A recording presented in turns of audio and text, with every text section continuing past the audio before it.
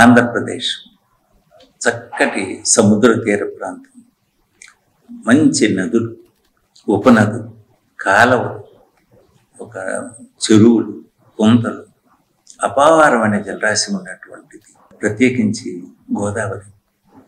అసలు గోదావరి నదీ ప్రవాహాన్ని ఎందరో కవులు ఎన్నో రకాల సుందరంగా వర్ణించారు. అలాగే ఆ కోనసీమలో కానీ గోదావరి తీరంలో ఉన్నటువంటి పంటలను కానీ, ఆ చేపలను కానీ, ఆ యొక్క కొబ్బరి తోటల సొగసులను కానీ, ఆ పూల తోటలను కానీ, అసలు కవికి అనేటువంటి వాడికి ఎంత సంపద ఉందో రాసుకోవడానికి, దాన్ని చూపించడానికి ఎన్నో సినిమాలను చూపించారు.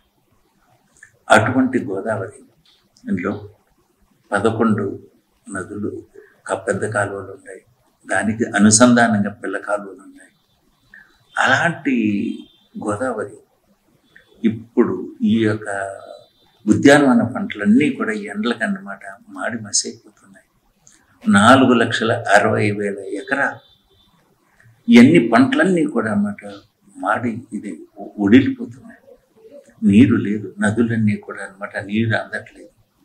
ఈ యొక్క అధికారులు కానీ, అమాత్యులు కానీ వీళ్ళు ఎలక్షన్లు ఆడవాళ్ళు ఉన్నారు, వాళ్ళ యొక్క గోడు పట్టించుకునే దిక్కులు. అసలు ఏం చేయాలి, ఎక్కడ? అందరిలోనూ మించి ఇప్పుడు మన యొక్క ఈ యొక్క దీనివల్ల, తుఫాన్ వల్ల ఈ యొక్క రబీ అనమాట కొంచెం లేటుగా అనమాట నాట్లు పడ్డాయి.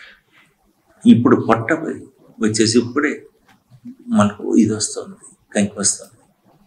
ఈ స్టేజ్లో వర్షం నీరు చాలా అవసరం. అట్లాగే పంట, ప్రత్యేకించి ఉద్యానవన పంటలు, దానికి ఫేమస్ ఇది గోదావరి జిల్లా. అలాగే అన్నీ కూడా అన్నమాట మాడి మసైపోతున్నాయి. ఈ వాళ్ళని ఆదుకునేది ఎవరు? ఆ రైతు ఏమైపోతాడు? ఒక్కొక్క ఎకరం మీద 20-25 రూపాయలు ఖర్చు పెట్టారు. ఇప్పుడు అవి కనుక నీటికి ఏదో ఒక రకంగా మన నీరు అందించడానికి తక్షణం 5,000-7,000 ఎకరాన్ని పెట్టుబడి పెట్టాలి. ఆ రైతు గురించి ఆలోచించగానే, పెట్టుబడి పెట్టడానికి కానీ, వాళ్ళ యొక్క సంక్షేమం గురించి కానీ పట్టించుకునే దిక్కులే. రైతన్న అన్నదాతను అర్థం చేసుకొని స్పందించాలి. ఈ ఎన్నికలు అనేవి ఎప్పుడు ఉంటానే ఉంటాయి, ఈ హడావిడిలో కూడా. కనీసం వాళ్ళ గురించి అయినా సరే ఏదో వాళ్ళ సంక్షేమానికి, వాళ్ళ దేనికి ఏదో ఒకటి. అంటే ఎన్నికల కోడ్ వచ్చింది, వాళ్ళకి ఆంక్షలు వాళ్ళకు ఉంటాయి.